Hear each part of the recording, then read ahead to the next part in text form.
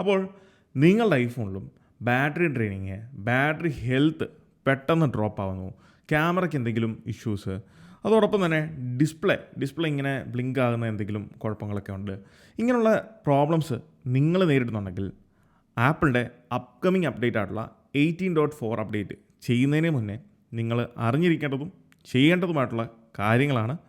Video ഫുള്ളായിട്ട് കാണുക, എങ്കിലേ ഉള്ളൂ നിങ്ങൾക്ക് കാര്യങ്ങൾ മനസ്സിലാക്കാനും അതിനുള്ള സൊല്യൂഷൻസ് എന്താണെന്നുള്ളത് ചെയ്യാനും സാധിക്കത്തുള്ളൂ. So let's get start.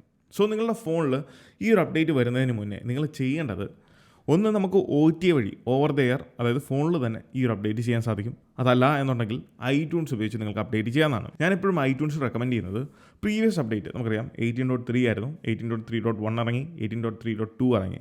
ഈ 2 അപ്ഡേറ്റുകൾക്ക് ചെയ്തതിന് ശേഷവും നിങ്ങളുടെ ഫോണിൽ ഈ ആദ്യം നമ്മൾ പറഞ്ഞിട്ടുള്ള ബാറ്ററി ഹെൽത്ത്, ബാറ്ററി ട്രെയിനിങ്, ഇതുപോലത്തെ എന്തെങ്കിലും ബഗ്ഗുകളൊക്കെ, ക്യാമറ, ഡിസ്പ്ലേ അല്ലെങ്കിൽ മറ്റെന്തെങ്കിലുമൊക്കെ ബഗ്ഗുകൾ നിങ്ങൾ ഫേസ് ചെയ്യുന്നവരാണെങ്കിൽ ഞാൻ റെക്കമെൻഡ് ചെയ്യുന്നത് iTunes ഉപയോഗിച്ച് അപ്ഡേറ്റ് ചെയ്യാനാണ്. പക്ഷേ അത് ചെയ്യുമ്പം കുറച്ച് കാര്യങ്ങൾ നമ്മൾ ശ്രദ്ധിക്കാനുണ്ട്. അതിലേക്ക് വരുന്നതിന് മുന്നേ നിങ്ങൾ ഫോണിൽ തന്നെ OTA അപ്ഡേറ്റ് ആണ് ചെയ്യാൻ ഉദ്ദേശിക്കുന്നതെങ്കിൽ ഒരു കുഴപ്പമില്ല, അതും നിങ്ങൾക്ക് ചെയ്യാം. പക്ഷേ അത് ചെയ്യുമ്പോൾ നമ്മൾ ശ്രദ്ധിക്കേണ്ട 2-3 കാര്യങ്ങളുണ്ട്. ഒന്ന്, ഫോണിൻ്റെ സ്റ്റോറേജാണ്. മിനിമം ഒരു 5 GB എങ്കിലും ഫ്രീ ആയിട്ടുണ്ട് എന്നുള്ളത് നിങ്ങൾ അപ്ഡേറ്റ് ചെയ്യുന്നതിന് മുന്നേ തന്നെ ഉറപ്പുവരുത്തുക. അതിന് നമ്മൾ സെറ്റിംഗ്സ് ഓപ്പൺ ചെയ്യുക. ജനറൽസ് ഓപ്ഷനിൽ പോയി താഴത്തേക്ക് സ്ക്രോൾ ചെയ്ത് കഴിഞ്ഞാൽ ഫോൺ സ്റ്റോറേജ് എന്ന് പറയുന്നൊരു ഓപ്ഷൻ കാണാൻ സാധിക്കും. ഈ ഫോൺ സ്റ്റോറേജിൽ നിങ്ങൾക്ക് കാണാം നമ്മളുടെ ഫോണിന് എത്ര സ്റ്റോറേജ് മിച്ചമുണ്ട്.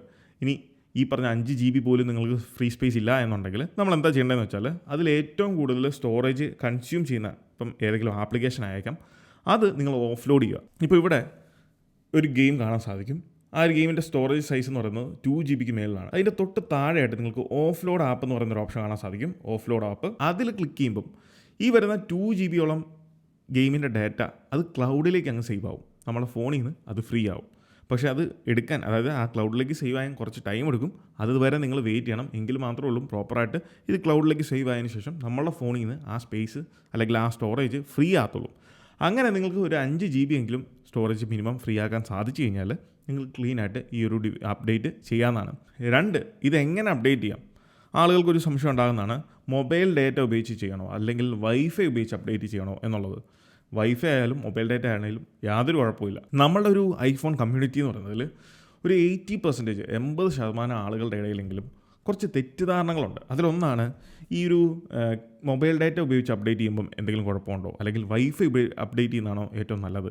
അങ്ങനെയൊന്നുമില്ല. നിങ്ങൾ മൊബൈൽ ഡാറ്റ ഉപയോഗിച്ച് അപ്ഡേറ്റ് ചെയ്താലും വൈഫൈ ഉപയോഗിച്ച് അപ്ഡേറ്റ് ചെയ്താലും എല്ലാം ആപ്പിളിൻ്റെ സെർവറിൽ നിന്നാണ് ഈ ഒരു സോഫ്റ്റ്വെയർ ഡൗൺലോഡ് ചെയ്യുന്നത്. അതിൻ്റെ സ്പീഡിനെ മാത്രമേ ബാധിക്കത്തുള്ളൂ. ഇപ്പം മൊബൈൽ ഡാറ്റ ഉപയോഗിക്കുമ്പോൾ നമുക്കറിയാം 5G ഉള്ളിടത്താണെന്നുണ്ടെങ്കിൽ വളരെ സ്പീഡിൽ തന്നെ ഈ ഒരു OS ഡൗൺലോഡ് ചെയ്യാൻ സാധിക്കും. ഇപ്പം LTE ആണ് അല്ലെങ്കിൽ 4G പോലുള്ള നെറ്റ്വർക്ക് ആണ് എന്നുണ്ടെങ്കിൽ നമുക്കറിയാം അതിനനുസരിച്ചുള്ള ഒരു ഡിലേ ഉണ്ടാകും എന്നുള്ളൂ. മറിച്ച് വൈഫൈ ആണ് എന്നുണ്ടെങ്കിൽ നമുക്കൊരു കോൺസ്റ്റൻറ്റ് സ്പീഡാണ്, പെട്ടെന്ന് തന്നെ ഡൗൺലോഡ് ചെയ്യാൻ സാധിക്കും. അല്ലാതെ ഡൗൺലോഡ് ചെയ്യുന്ന സ്പീഡ് അനുസരിച്ച് OSന് വ്യത്യാസങ്ങളൊന്നും വരുന്നില്ല. അത് ഇൻസ്റ്റാൾ ചെയ്യുന്നതുകൊണ്ട് കംപ്ലയിൻറ്റും ഇല്ല. അങ്ങനെയുള്ള ബേസിക് കാര്യങ്ങൾ നമ്മൾ മനസ്സിലാക്കി വെക്കുക. 2, iTunes ഉപയോഗിച്ച് ചെയ്യുമ്പോൾ നിങ്ങൾ ശ്രദ്ധിക്കേണ്ട കുറച്ച് കാര്യങ്ങളാണ്. ഇത് കുറച്ച് മെനക്കേടാണ്. കാരണം എന്താണെന്ന് വെച്ചാൽ പല കാര്യങ്ങളും നമ്മൾ ഇതിൽ ശ്രദ്ധിക്കാനുണ്ട്. ഒന്നാമത്തെ കാര്യം, നമ്മൾ ഡിവൈസിൻ്റെ ബാക്കപ്പ് സാധിക്കുന്നവർ ഡിവൈസിൻ്റെ ബാക്കപ്പ് എടുത്ത് വെച്ചതിന് ശേഷം നിങ്ങൾ ചെയ്യുക. കാരണം എന്താണെന്ന് വെച്ചാൽ ഡിവൈസ് എങ്ങാനും ബ്രിക്ക് ആയാൽ iTunesനകത്ത് സോഫ്റ്റ്വെയർ ലോഡ് ചെയ്യുന്ന സമയത്ത് നമുക്ക് കാണാം ഇങ്ങനെ സ്റ്റക്കായിട്ട് നിൽക്കും, പിന്നെ അവിടെ നനങ്ങത്തില്ല. അപ്പോൾ ഇങ്ങനെ സംഭവിക്കുമ്പോൾ ഉള്ളിൽ സ്വാഭാവികമായിട്ടും നമുക്കൊരു ചിന്ത ഉണ്ടാകും, യൂസർ ഡാറ്റ മുഴുവൻ പോകും അല്ലെങ്കിൽ ഫോണിലെ ഡാറ്റ സകലതും പോകും എന്നുള്ളത്. സത്യം പറഞ്ഞാൽ ഇങ്ങനെയുള്ള ഫ്രീസോ സ്റ്റക്കോ ആകുന്ന സമയത്ത് നിങ്ങൾ പേടിക്കേണ്ട ആവശ്യമില്ല. കാരണം ഇത് iTunes ഉപയോഗിച്ച് അപ്ഡേറ്റ് ചെയ്യുന്ന സമയത്ത് ഇത് OSനെ മാത്രമേ ടച്ച് ചെയ്യുന്നുള്ളൂ. നമ്മുടെ യൂസർ ഡാറ്റ, അതായത് ഈ ഫോണിലുള്ള നമ്മളുടെ യൂസർ ഡാറ്റാനെ ഇത് സത്യം പറഞ്ഞാൽ ടച്ച് ചെയ്യുന്നേ ഇല്ല. ഇത് OS ഫയൽസ് മാത്രമേ ഉള്ളൂ ടച്ച് ചെയ്ത്. അത് മാത്രമാണ് ഈ ഒരു അപ്ഡേറ്റ് പ്രോസസ്സിങ്ങിലൂടെ കടത്തിവിടുന്നത്. യൂസർ ഡാറ്റ നഷ്ടപ്പെടും എന്നുള്ള പേടി വേണ്ട. എന്നിട്ട് നിങ്ങൾ എന്താ ചെയ്യേണ്ടതെന്ന് വെച്ചാൽ, ഈ ഒരു വോളിയം റോക്കറിൻ്റെ അപ്പ് ബട്ടൺ ഉണ്ടല്ലോ, വോളിയം കൂട്ടുന്ന ബട്ടണും നമ്മുടെ പവർ ബട്ടണും കൂടെ ഒരുമിച്ച് പ്രസ് ആൻഡ് ഹോൾഡ് ചെയ്ത് അങ്ങനെ വെച്ച് കഴിഞ്ഞാൽ ഡിവൈസ് റിക്കവറി മോഡിലേക്ക് പോകും. ഫോണിൻ്റെ മോഡലുകൾ മാറുന്നതനുസരിച്ച് ഈ പറഞ്ഞ റിക്കവറി മോഡിലേക്ക് പോകുന്നതിൻ്റെ കീ കോമ്പിനേഷൻസിന് ചെറിയ വ്യത്യാസങ്ങൾ കാണും. അത് നിങ്ങൾ ഗൂഗിളിൽ സെർച്ച് ചെയ്താൽ നിങ്ങൾക്ക് ഈസി ആയിട്ട് മനസ്സിലാക്കാൻ സാധിക്കും. സോ നിങ്ങൾ ഓർത്ത് വെക്കേണ്ട ടേം റിക്കവറി മോഡ് അല്ലെങ്കിൽ DFU മോഡ് എന്നുള്ളത് ഓർത്ത് വെച്ചാൽ മതി. ആ ഒരു മോഡിലേക്ക് പോയി കഴിഞ്ഞാൽ വീണ്ടും നിങ്ങളുടെ ഫോൺ iTunesുമായിട്ട് കണക്ട് ചെയ്യുക. റിക്കവറി മോഡിലായിരിക്കും മോസ്റ്റ് പ്രോബ്ലി ഡിറ്റക്റ്റ് ആകുന്നത്. അങ്ങനെ വന്നതിന് ശേഷം നിങ്ങൾ ആദ്യം ചെയ്ത ആ ഒരു സോഫ്റ്റ്വെയർ അപ്ഡേറ്റ് പ്രോസസ്സ് വീണ്ടും ചെയ്യുക. ചെയ്ത് കഴിയുമ്പോൾ നിങ്ങൾക്ക് സുഖമായിട്ട് അപ്ഡേറ്റ് കംപ്ലീറ്റ് ചെയ്യാൻ സാധിക്കുന്നതാണ്. ഇവിടെ അപ്ഡേറ്റ് ചെയ്യുമ്പോൾ ഒരു കാര്യം നിങ്ങൾ ശ്രദ്ധിക്കേണ്ടത്, ഒന്നെങ്കിൽ നിങ്ങൾ ഐട്യൂൺസ് ഉപയോഗിച്ച് തന്നെയുള്ള ഒരു IPF ഫയൽ അല്ലെങ്കിൽ അപ്ഡേറ്റ് ഫയൽ ഡൗൺലോഡ് ചെയ്ത് അങ്ങനെ തന്നെ നിങ്ങൾക്ക് യൂസ് ചെയ്യാം. അതല്ല എന്നുണ്ടെങ്കിൽ ഞാൻ ചെയ്യുന്നത് അത് തന്നെയാണ് ഞാൻ നിങ്ങളോട് റെക്കമെൻഡും ചെയ്യുന്നത്. നിങ്ങൾക്ക് ipsw.me എന്ന് പറയുന്ന വെബ്സൈറ്റിൽ പോവുകയാണെങ്കിൽ നിങ്ങളുടെ മോഡലിൻ്റെ ലേറ്റസ്റ്റ് സോഫ്റ്റ്വെയർ IPSW ഫയലുണ്ട്. അത് നിങ്ങൾക്ക് മാനുവലി ഡൗൺലോഡ് ചെയ്യാൻ സാധിക്കും. അത് നിങ്ങൾ ചെയ്യുന്നതായിരിക്കും കുറച്ചും കൂടെ ബെറ്റർ. അതാകുമ്പോൾ പെട്ടെന്ന് പ്രോസസ്സ് കംപ്ലീറ്റ് ചെയ്യാൻ സാധിക്കും. അതെങ്ങനെയാണ് ചെയ്യേണ്ടത് എന്നുള്ളത് ഈ ഒരു വീഡിയോയിൽ ഞാൻ കൊടുത്തിട്ടുണ്ട്. ഇതിൽ ഐട്യൂൺസ് ഉപയോഗിച്ച് അപ്ഡേറ്റ് ചെയ്യേണ്ടത് എങ്ങനെയാണെന്നുള്ളത് സ്റ്റെപ്പ് ബൈ സ്റ്റെപ്പ് പ്രോസസ്സ് ഞാൻ എക്സ്പ്ലെയിൻ ചെയ്തിട്ടുണ്ട്. അത് നിങ്ങൾക്ക് ഫോളോ ചെയ്താൽ മതി. ഇത് ഞാൻ ഇത്ര ഉറപ്പോടെ നിങ്ങളോട് പറയാനുള്ള കാര്യം, എൻ്റെ 16 Pro ഇതുപോലെ ഞാൻ സോഫ്റ്റ്വെയർ അപ്ഡേറ്റ് ഐട്യൂൺസ് ഉപയോഗിച്ച് ചെയ്യാൻ നോക്കിയതാണ്. ഇടയ്ക്ക് വെച്ച് ബ്രിക്കായിപ്പോയി, അപ്ഡേറ്റ് ഒന്നും അനങ്ങുന്നില്ല, അങ്ങനെ തന്നെ സ്റ്റക്കായിട്ട് നിന്നു. ഞാൻ ഇത്രേ ചെയ്തുള്ളൂ. ഡിവൈസ് ഡിസ്കണക്ട് ചെയ്തു, റിക്കവറി മോഡിലേക്ക് പോയി, വീണ്ടും കണക്ട് ചെയ്തു, അപ്ഡേറ്റ് ചെയ്തു. എൻ്റെ ഫോട്ടോ ആയിക്കോട്ടെ, വീഡിയോ ആയിക്കോട്ടെ, ഞാൻ ചെയ്തിരിക്കുന്ന ഡൗൺലോഡ് ചെയ്ത് യൂസ് ചെയ്യുന്ന ആപ്ലിക്കേഷൻസ് ആയിക്കോട്ടെ, ഇതെല്ലാം അതുപോലെ തന്നെ അവിടെ ഉണ്ടായിരുന്നു. അൺടച്ച്ഡ് ആണ്. ഐട്യൂൺസ് ഉപയോഗിച്ച് അപ്ഡേറ്റ് ചെയ്യുന്ന ടൈമിൽ ഇതിൻ്റെ OS ഫയലിനെ മാത്രമേ ഉള്ളൂ അത് ടച്ച് ചെയ്യുന്നുള്ളൂ. യൂസർ ഡാറ്റ സ്റ്റിൽ അൺടച്ച്ഡ് ആണ്. അതിലൊന്നും സംഭവിക്കുന്നില്ല, അത് അവിടെ തന്നെ കാണും. ഇനി അപ്ഡേറ്റ് ചെയ്ത് കഴിഞ്ഞാൽ, അതിപ്പം OT അപ്ഡേറ്റ് ചെയ്താലും ഐട്യൂൺസ് ഉപയോഗിച്ച് നിങ്ങൾ അപ്ഡേറ്റ് ചെയ്താലും, ഈ OS നമ്മളുടെ ഡിവൈസിൽ ബാക്ക്ഗ്രൗണ്ടിൽ കുറച്ച് കാര്യങ്ങളൊക്കെ ചെയ്യും. അത് ബാക്ക്ഗ്രൗണ്ടിൽ ഇൻഡെക്സിംഗ് എന്ന് പറയും. ആ ഇൻഡെക്സിംഗ് ചെയ്യുമ്പം നിങ്ങളുടെ ഡിവൈസിലുള്ള പല കാര്യങ്ങളും അത് ബാക്ക്ഗ്രൗണ്ടിൽ ഇങ്ങനെ കണ്ടിന്യൂസ്ലി ചെക്ക് ചെയ്തുകൊണ്ടിരിക്കുകയാണ്. അതുകൊണ്ട് തന്നെയാണ് നമുക്ക് ബാറ്ററി ഡ്രെയിനിങ് ആദ്യത്തെ 2 ദിവസത്തേക്ക് തീർച്ചയായിട്ടും ഉണ്ടാകും. എന്നാൽ ആദ്യത്തെ 1-2 ദിവസം ഈ ഒരു ഇൻഡെക്സിംഗ് കൊണ്ടുണ്ടാകുന്ന ഈ ബാറ്ററി ഡ്രെയിനിങ് കണ്ടിന്യൂസ്ലി നിങ്ങൾക്ക് ഉണ്ടാകുമ്പം അല്ലെങ്കിൽ സംഭവിക്കുമ്പോഴാണ് അവിടെയാണ് ഇത് വിഷയമാകുന്നത്. ഇപ്പോൾ എൻ്റെ iPhone 16 Proയുടെ ബാറ്ററി ഹെൽത്ത് എന്ന് പറയുന്നത് 200 ബാറ്ററി സൈക്കിൾ കൗണ്ടും കഴിഞ്ഞു. അതിനിപ്പോഴും 100% ബാറ്ററി ഹെൽത്തും ഉണ്ട്. ഞാൻ വളരെ റഫായിട്ട് തന്നെ യൂസ് ചെയ്യുന്ന ആളാണ്. അതുകൊണ്ടാണ് എനിക്ക് ഈ ബാറ്ററി സൈക്കിൾ കൗണ്ട് ഇത്രയധികം കൂടുന്നതിൻ്റെ കാര്യം. പക്ഷേ ഇപ്പോഴും ബാറ്ററി ഹെൽത്ത് എന്ന് പറയുന്നത് 100% ഉണ്ട്. അതെനിക്ക് 100% ഉറപ്പാണ്. ചിലപ്പം അടുത്ത മാസം അല്ലെങ്കിൽ ഈ പുതിയ അപ്ഡേറ്റ് വന്നു കഴിയുമ്പം ഇതങ്ങ് കുറയും. ഇത് കുറഞ്ഞൊരു 97-98% പോകും. തീർച്ചയാണ്. അതാണ് ഞാൻ പറഞ്ഞു വന്നത്. ബാറ്ററി ഹെൽത്ത് ഓരോ അപ്ഡേറ്റ് കഴിയുമ്പോഴും നിങ്ങൾക്ക് കുറയും. അതൊരു നോർമൽ പ്രോസസ്സാണ്. ചിലപ്പം അത് 6-7 മാസം അങ്ങനെ തന്നെ സ്റ്റക്കായിട്ട് ഒരേ നമ്പറിൽ തന്നെ നിന്നേക്കാം. അല്ലാന്നുണ്ടെങ്കിൽ 2-3 അപ്ഡേറ്റ് കഴിയുമ്പോഴായിരിക്കും പെട്ടെന്നൊരു ഡ്രോപ്പ് സംഭവിക്കുന്നത്. അതുകൊണ്ട് നിങ്ങൾ പേടിക്കേണ്ട ആവശ്യമില്ല. കാരണം ബാറ്ററി എന്ന് പറയുന്നത് നമ്മൾ പെർമനൻ്റ് ആയിട്ട് വെക്കുന്ന ഒരു സംഭവമല്ല. അതിപ്പം ഫോണിലാണെങ്കിലും വാഹനത്തിലാണെങ്കിലും TVയുടെ റിമോട്ടിൻ്റെ ബാറ്ററി ആണെങ്കിലും നിങ്ങളുടെ വീട്ടിലെ ഇൻവെർട്ടറിൻ്റെ ബാറ്ററി ആണെങ്കിലും ഇതേ കാര്യം തന്നെയാണ്. ഒരു പരിധി എത്തിക്കഴിയുമ്പം ഒരു ഡിസ്ചാർജ് സംഭവിക്കും.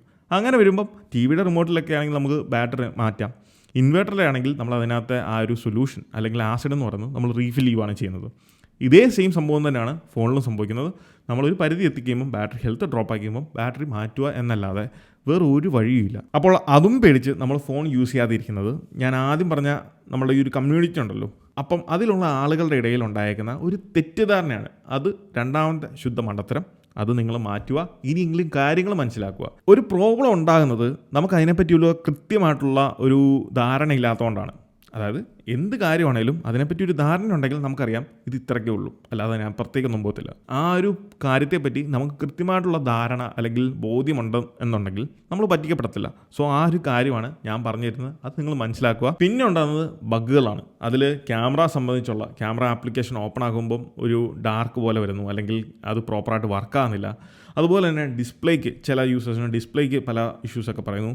അങ്ങനെ മറ്റു കുറച്ച് ബഗ്ഗുകൾ. ഇങ്ങനെയുള്ള ബഗ്ഗുകളെ ഒക്കെ നമുക്ക് തുരത്തി ഓടിക്കാൻ പറ്റുന്ന ഒരു പരിപാടിയാണ് റീസെറ്റ് ഓൾ സെറ്റിങ്സ് എന്ന് പറയുന്നത്. ഒന്നെങ്കിൽ നിങ്ങൾ പ്രോപ്പറായിട്ടുള്ള അപ്ഡേറ്റ് ഈ പറഞ്ഞ പോലെ OT അല്ലെങ്കിൽ ഐട്യൂൺസ് ചെയ്യുക.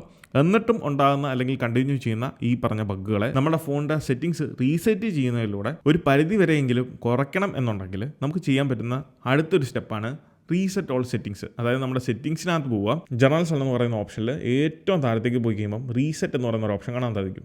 അതിൽ ടാപ്പ് ചെയ്ത് കഴിഞ്ഞാൽ ഇതിലെ ഫസ്റ്റ് ഓപ്ഷനായിട്ടുള്ള റീസെറ്റ്, അത് നിങ്ങൾ ചെയ്ത് കഴിഞ്ഞാൽ നിങ്ങൾക്കൊരു പരിധി വരെ സെറ്റിങ്സ്, ഇതിലെ ഫോണിലെ സെറ്റിങ്സ് ഫുള്ളും റീസെറ്റ് ആവും. നിങ്ങളുടെ യൂസർ ഡാറ്റയോ നിങ്ങളുടെ ഫോട്ടോയോ വീഡിയോ ഒന്നും തന്നെ പോകത്തില്ല. സെറ്റിങ്സ് മാത്രമേ റീസെറ്റ് ആകത്തുള്ളൂ. അത് ചെയ്ത് 1-2 ദിവസമെങ്കിലും നിങ്ങൾ വെയിറ്റ് ചെയ്യുക.